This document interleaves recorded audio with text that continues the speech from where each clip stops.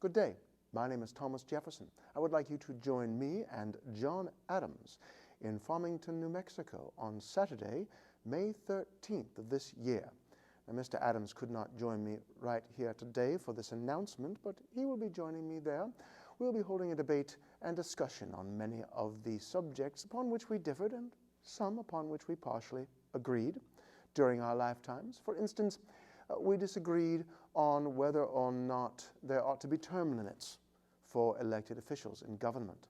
We disagreed on whether or not the Constitution of the United States ought to be permanent or whether we ought to have regular constitutional conventions.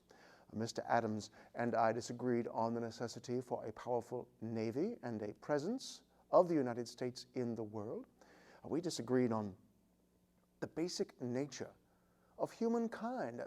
My good friend Mr. Adams was much more pessimistic than I was on these levels. We disagreed on the nature of the First Amendment. Does the First Amendment allow for the prevention of publications of lies in various newspapers and other examples of the press? These kinds of disagreements and others may be those that you are having with the people that you know in your own lives. Well, if so, you may wish to listen in and even participate with your questions and your ideas, as we will invite you to do, when Mr. Adams and I appear at the Farmington, New Mexico Civic Center in the evening of Saturday, May 13th of this year.